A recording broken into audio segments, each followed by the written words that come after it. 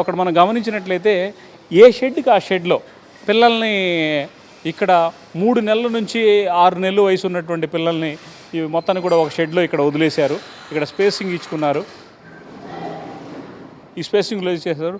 Shed చూసుకున్నట్లయితే ఎప్పటికప్పుడు పేడకళ్ళు, ఎక్కడికక్కడ పేడకళ్ళు అనేటువంటిది లేకుంటే ఎప్పటి పేడకళ్ళు అప్పుడు వాళ్ళని తీసేయడం అనేటువంటి జరుగుతూ ఉంది. సో ఇది చూస్తే ఈ ఫామ్ చూసినట్లయితే చూడండి, కింద కూడా గచ్చు అనేటువంటిది జస్ట్ వీళ్ళు ఇటుక రాళ్లతో, ఇటుక బిళ్ళలతో చేసి పైన లైట్గా మీకు ఇసుక పోసేసి వదిలేశారు. సో అంటే ఇలాంటి నిర్మాణం వల్ల ఏంటంటే వాటి కాళి గిట్టలు అనేటువంటివి దెబ్బతినకుండా ఉంటాయి. అక్కడ మీరు చూసినట్లయితే ఎక్కడ కూడా ఈ గచ్చంతా కూడాను చాలా డ్రైగా ఉంది. ఇలా తీసేయడం వల్ల ఏంటంటే అవి ఇక్కడ ఈ పశువులు అనేటువంటిది పాస్ పోసినా కూడాను, ఈ ఆవులు మూత్రం విసర్జన చేసిన కూడాను అది వాటిలో ఇంకిపోతుంది. ఆ ఇంకిపోయేలా వీటిని ఇక్కడ చేశారు. ఇక్కడ ఏ పశువుని మీరు చూడండి, ప్రతిదీ కూడా చాలా బలంగా, చాలా దృఢంగా, ఆరోగ్యంగా కనపడతా ఉంది. ఇక్కడ చూసినట్టు మొత్తం ఇక్కడ ఆవులు ఉన్నాయండి. దాదాపుగా ఒక 12 ఆవులు ఇక్కడ ఉన్నాయి. కొమ్ములు తిరిగి ఉన్నటువంటి ఈ గిర్ ఆవును చూడండి. ఈ ఆవును మనం ఎంపిక చేసుకునేటప్పుడు చూడండి, దీంట్లో కూడా గంగడోలు, మూపురం ఈ 2 చూసుకోవాలి. తర్వాత స్కిన్ అప్పుడు కూడాను ఆవు శరీరం చూసుకున్నట్లయితే మన మనుషుల శరీరం కంటే చాలా సున్నితంగా ఉంటుందండి. ఇది మనం గమనించాలి. తర్వాత దాని తల, నుదురు భాగం చూసుకున్నట్లయితే వి షేప్లో ఉంది. ఈ జాతి పుట్టుక లక్షణాలు: వీపు, తల భాగం వెడల్పుగా, దృఢంగా ఉంటుంది. గోధుమ రంగులో ఎంట్రుకలు, ఆ బ్రీడ్ని బట్టి గోధుమ రంగు, లేత గోధుమ రంగు లేదా ఇటుక రంగు, లేకపోతే అక్కడ ఉన్నటువంటి భావనగరం దొరికేటువంటి వాటిలో అయితే తెల్ల మచ్చలు, ఆరెంజ్ కలర్తో తెల్ల మచ్చలు మిక్స్ అయినటువంటి కాపురి వెరైటీ, అక్కడ వ్యవహరించేటువంటి వెరైటీలు కనపడతా ఉంటాయి. వీటి పొదుగు భాగం కనుక చూసుకున్నట్లయితే ఎప్పుడు కూడాను ఆవులను కొనుక్కునేటువంటి రైతులు ఎవరైనా సరే మనం చూసుకోవాల్సింది ఏంటంటే చన్ను భాగం అనేటువంటిది 2 కూడాను అన్ఈవెన్గా ఉండాలి. అంటే 2 సమానంగా ఉండవు. 4 సమానంగా ఉంటే కాదు, 2 కూడా అన్బ్యాలెన్స్డ్గా ఉండాలి. అన్ఈవెన్గా 2 సమానంగా ఉండకూడదు. ప్లస్ వాటి మధ్య కనీసం కూడా ఒక 2 అంగుళాల స్పేస్ అనేటువంటిది, ఎదురు చూసుకున్నట్లయితే 3 నుంచి 4 అంగుళాలు, పక్కన చూసుకున్నట్లయితే 2 నుంచి 3 అంగుళాల స్పేసింగ్ అనేటువంటిది ఉండి చూసుకోవాలి. అప్పుడు ఏంటంటే మన పాలు పితికేటువంటి క్రమంలో చాలా ఈజీగా ఉంటుందన్నమాట. దేనికది మనం తీసుకోవడానికి చాలా ఈజీగా ఉంటుంది. ఇవి చూసుకోవాలి. సో పొదుగు అనేటువంటిది చూడండి, పొదుగు ఇక్కడ మీరు దేని పొదుగు చూసుకున్నా సరే చాలా హెల్దీగా ఉందండి పొదుగు. కొమ్ములు కూడా వంపులు తిరిగి ఉన్నాయి.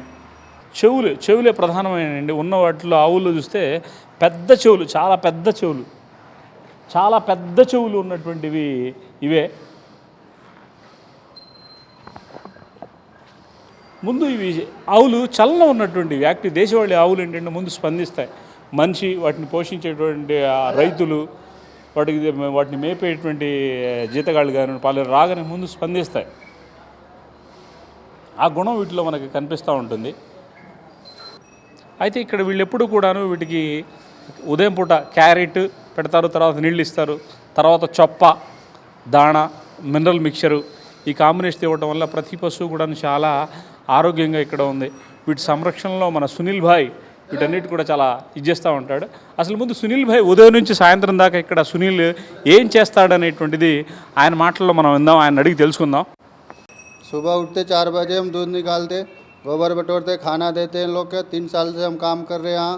खाना में मकई पाउडर देते, कूटी देते, गाना देते, गाजर देते, पानी देते, नमक देते। एक गाय को 5 किलो 6 किलो का अंदाज सब मिला कर देते।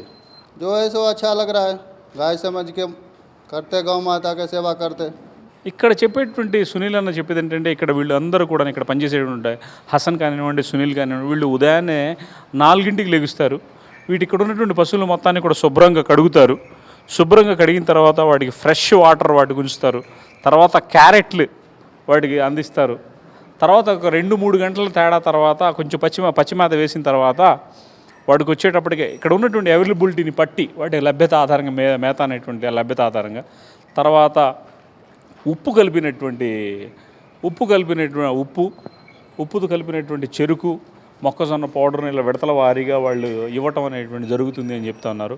రోజుకి మినరల్ మిక్చర్ పశువుకి అనేటువంటి కనీసంగా 6 కిలోలకు తగ్గకుండా వాళ్ళు 5 నుంచి 6 కిలోలకు తగ్గకుండా వాళ్ళు మేత వాటికి వేయటం అనేటువంటిది జరుగుతూ ఉందని చెప్పి చెప్తా ఉన్నారు.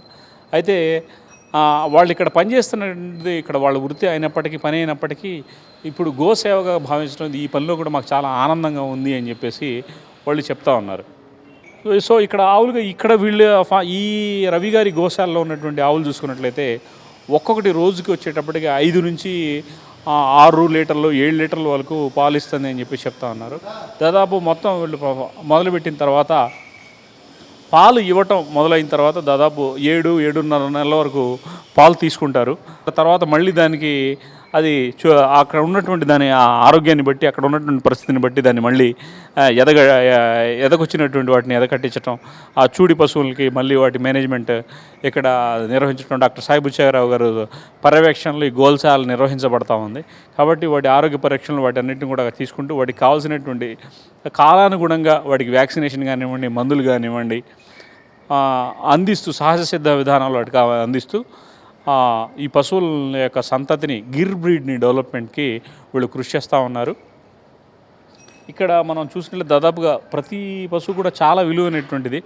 ధరపరంగా అంటే వీళ్ళు ప్రస్తుతం చేయట్లేదు కాబట్టి ధరలు అనేటువంటిది వీళ్ళు చెప్పడానికి అంతగా ఆసక్తి చూపట్లేదు. చాలా బ్రీడ్ ఇష్టంతో తీసుకొచ్చాం. ప్రస్తుతం డబ్బులు అనేటువంటిది ఇక్కడ ముఖ్యమైనటువంటి విషయం కాదు. కొంత బ్రీడ్ డెవలప్మెంట్ ఇంకా పశువుల సంఖ్య అనేటువంటి పెరిగిన తర్వాత అప్పుడు వాటిని ఎంత ఏంటి అనేటువంటి చెప్తాం అనేటువంటిది వాళ్ళు చెప్పినటువంటి మాట. కాబట్టి ఒక దీర్ఘకాలిక ప్రణాళికతో ఎవరైనా సరే డైరీలు నిర్వహించాలనుకున్నటువంటి వాళ్ళు కానీ, పశువుల యొక్క బ్రీడ్ డెవలప్ చేయాలనుకున్నటువంటి వాళ్ళు కానీ, ఔత్సాహికులు, ఎన్ఆర్ఐలు, డబ్బున్నటువంటి వాళ్ళు ఇలాంటి వాళ్ళు కనుక బ్రీడ్ డెవలప్మెంట్కి వస్తే ఒక దీర్ఘకాలిక ప్రణాళికతో ఒక 5 ఏళ్ళ నుంచి 10 ఏళ్ల పాటు ఒక దీర్ఘకాలిక ప్రణాళికతో బ్రీడ్ డెవలప్మెంట్ కనుక వచ్చినట్లయితే దీని ద్వారా బ్రీడ్ డెవలప్మెంట్ ద్వారా చాలా మంచి ఆదాయాన్ని పొందొచ్చు.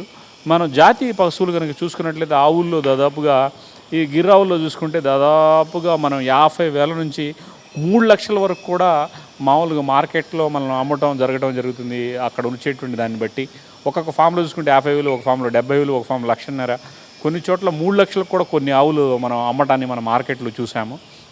అలాగే ఇక బ్రీడ్ ఒరిజినల్ ప్యూర్ బ్రీడ్ అనేటువంటి అని గుర్తించినటువంటి వాళ్ళు, సో వాటి పెంపకంలో పట్ల వ్యామోహం ఉన్నటువంటి వాళ్ళు, ఇష్టం ఉన్నటువంటి వాళ్ళు, వాటిని తమ పిల్లల చూసుకునేటువంటి రైతులు దాదాపు కొన్ని బుల్స్ని అయితే బ్రీడ్ డెవలప్మెంట్లో భాగంగా ఒక్కొక్క ఎద్దుని 1,50,000 నుంచి 5 లక్షలు కూడా పెట్టి తీసుకెళ్తూ ఉన్నారు. కాబట్టి మార్కెట్లో వచ్చేటువంటి భవిష్యత్ అంతా కూడా పాడి రంగానిదే, పాడి పంటలదే. కాబట్టి ఏది ఎలాంటి పరిస్థితులు మాడినా భారతీయ జీవన విధానంలోనే కాదు ప్రపంచవ్యాప్తంగా పాడి పంట అనేటువంటిది అనివార్యం. కాబట్టి ప్రతి నిత్యావసర వస్తువులు కాబట్టి అవకాశం ఉన్నటువంటి ప్రతి ఒక్కళ్ళు, స్తోమత ఉన్నటువంటి ప్రతి ఒక్కళ్ళు కూడా ఒక ప్రణాళికతో శాస్త్రవేత్తలు, పశు వైద్యులు వాటి యొక్క పర్యవేక్షణలో వారు సూచించినటువంటి నాణ్యత ప్రమాణాలు పాటిస్తూ ఒక శాస్త్రీయ విధానంలో బ్రీడ్ డెవలప్మెంట్ అనేది వెళ్ళటం ద్వారా కనీసం ఒక 5 ఏళ్ల ప్రణాళిక పెట్టుకుని బ్రీడ్ డెవలప్మెంట్కి వెళ్ళటం ద్వారా మనం మేలుజాతి పశువుల సంతతిని మనం కాపాడుకుంటాం. మేలుజాతి సంతతి అభివృద్ధి చెందడం వల్ల పాల దిగుబడి, పాల ఉత్పత్తి అనేటువంటిది పెరుగుతుంది. తద్వారా రైతులు కూడా ఆర్థిక స్వావలంబన సాధించేటువంటి అవకాశం ఉంటుంది. కాబట్టి అవకాశం ఉన్నటువంటి ప్రతి ఒక్కరు కూడా మీరు కనీసం ఒక బ్రీడ్, ఇంతకుముందు మనం ఒంగోలు బ్రీడ్లోనే మనం చూసుకున్నట్లయితే పూటకి 16 లీటర్లు ఇచ్చినటువంటి చరిత్ర మనకి తెలుగు రాష్ట్రాల్లో ఉంది. కానీ ఇవాళ పశువులు 2 లీటర్ల నుంచి 3 లీటర్లు, ఇక మహా ఇస్తే 5 లీటర్లకే పడిపోయింది. దీనికి కారణం ఏంటంటే బ్రీడ్ మీద మనం డెవలప్మెంట్ దృష్టి పెట్టకపోవటం, సో మనకు వాటికి ఆహార పోషణల పరంగా మనం దృష్టి పెట్టకపోవటం ఇలా ఉంది. కాబట్టి మన రైతులు, పాడి రైతులు, పశు పోషకులు ఇప్పుడైనా చేయాల్సింది ఏంటంటే మన బ్రీడ్ని మనం కాపాడుకొని తిరిగి మన దగ్గర తెచ్చుకునేటువంటి ప్రయత్నం చేయాలి. వాటి పశు పోషణ కోసం నిపుణుల ఆధ్వర్యంలో మనం వాళ్ళ సలహాలు పాటిస్తూ చేయాలి.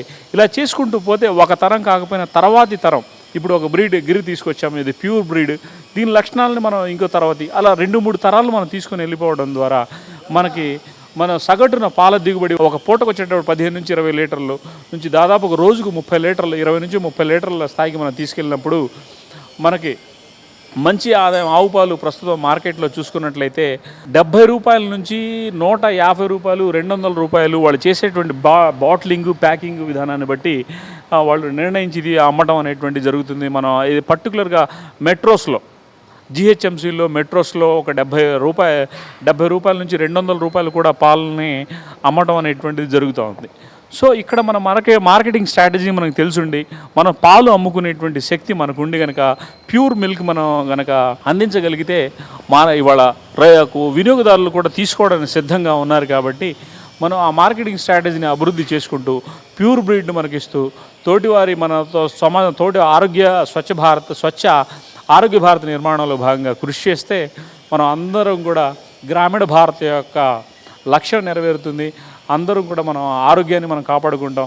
అదేవిధంగా మన కుటుంబాల్లో వాటిల్లో మన జీవన భాగంలో పశువుల యొక్క సంతతి పశు సంపద కూడా వృద్ధి చెందేటువంటి అవకాశం ఉంటుంది. కాబట్టి ఔత్సాహికులు ఎన్ఆర్ఐలు ఐటీ ప్రొఫెషన్స్ ఎవరైతే దీనిలోకి వస్తున్నారో పశు సంపద దానికి సంబంధించినటువంటి వివరాలని మీ సమీప ప్రాంతాల్లో ఉన్నటువంటి యూనివర్సిటీలు పశుసంవర్ధక శాఖ కార్యాలయాలు వాటికి వెళ్ళి అక్కడ ఉన్నటువంటి లైఫ్ స్టాక్ డిపార్ట్మెంట్లో పనిచేసేటువంటి నిపుణులు శాస్త్రవేత్తలు వాళ్ళని అడిగి మన ప్రాంతాలకి మనం ఉన్నటువంటి స్థానిక వాతావరణ పరిస్థితులు మన ప్రాంతాలకు అనువైనటువంటి పశువుల్ని కనుక మనం ఆవులు గేదెలు ఏవైతే ఉన్నాయో ఆ బ్రీడ్ డెవలప్మెంట్లో భాగంగా మనం వెళ్ళినటం ద్వారా ఒక టైం షెడ్యూల్తో ఒక ప్రణాళిక ప్రకారం మనం పనిచేస్తే మనం పెట్టినటువంటి పెట్టుబడికి 10 ఇంతలు పొందేటువంటి అవకాశం ఉంటుంది.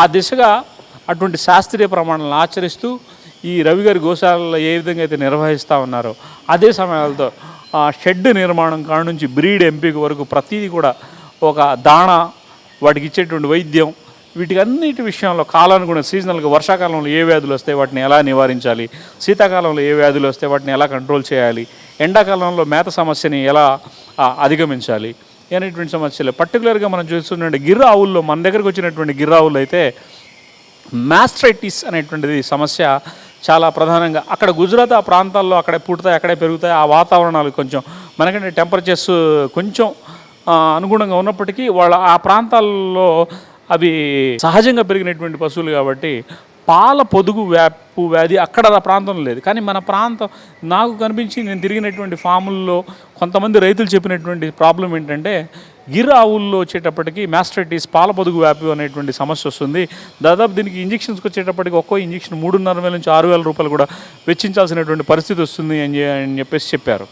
కానీ ఇక్కడ ఈ ఫామ్లో చూసుకున్నట్లయితే అటువంటి ప్రాబ్లం అనేటువంటిది రాకుండా చాలా చాలా చక్కగా వీళ్ళని పెంచుతూ ఉన్నారు. కాబట్టి మనం కూడా ఇలాంటి ప్రమాణాలు ఇలాంటి వాళ్ళు నిపుణులు వీళ్ళ అనుభవాలు మనం తెలుసుకుని వాళ్ళు సక్సెస్ అవ్వడంలో కీస్ రోల్స్ ఏమైతే పాటించాయో ఆ కీస్ని కూడా మనం వాళ్ళ దగ్గరికి వెళ్ళి మనం వాళ్ళని అడిగి మనం తెలుసుకొని మనం కూడా ఆచరించటం ద్వారా మనం పశు సంపదని మనం అభివృద్ధి చేసుకునేటువంటి వాళ్ళం అవుతాం.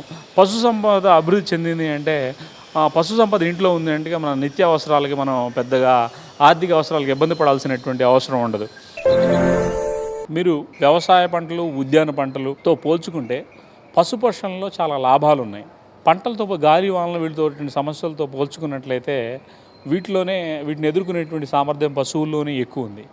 కాబట్టి ఇటువంటి ప్రాథమిక సూత్రాలు గమనించి మనం సక్సెస్ సాధించడానికి వీటిలో పాటించాల్సినటువంటి మెళకువల గురించి నిపుణులు లైఫ్ స్టాక్ డిపార్ట్మెంట్లో ఉన్నటువంటి శాస్త్రవేత్తల దగ్గరికి వెళ్ళి సమగ్రంగా మనం గ్రహించి ఎక్కడైనా సరే ఒక షెడ్లో ఒక ఫామ్లో పెట్టాలనుకున్నటువంటి వాళ్ళు ప్రాథమికంగా ఎటువంటి అవగాహన లేనటువంటి వాళ్ళు ప్రాథమికంగా ఒక 6 నెలల పాటు ఒక సీజన్ పాటు ఆ షెడ్లో మనం పనిచేయటం ద్వారా వీటి మీద అవగాహన వస్తుంది. దాంట్లో మన సొంతగా మనకున్నటువంటి విధానాలు ఆయుర్వేద విధానం, హోమియో విధానం, అల్లోపతి విధానం ఏ రోగానికి ఏది బాగా పనిచేస్తుంది, ఏది పశువు ఆరోగ్యంగా మెరుగుపడటానికి కనబడుతుందో ఇటువంటి కిటుకులు తెలుసుకుని మనం బ్రీడ్ డెవలప్మెంట్కి వెళ్ళటం ద్వారా పశు సంపద అనేటువంటిది మెరుగుపడుతుంది. మనం ఆర్థికంగా కూడా మన కాళ్ళ మీద మనం నిలదొక్కునేటువంటి అవకాశం ఉంటుంది. కాబట్టి ఆ దిశగా ఈ రంగంలోకి రావాలన్నటువంటి ఔత్సాహికులు ఎవరైనా సరే ఈ ప్రాథమిక సూత్రాలను పాటించి పశు సంపద అభివృద్ధికి పాటుపడతారని తెలుగు వన్ అగ్రికల్చర్ ఛానల్ మనసారా ఆకాంక్షిస్తుంది. మున్ముందు డైరీ నిర్వహణకు సంబంధించి మరింత సమాచారాన్ని మీకు అందించేందుకు కృషి చేస్తుంది.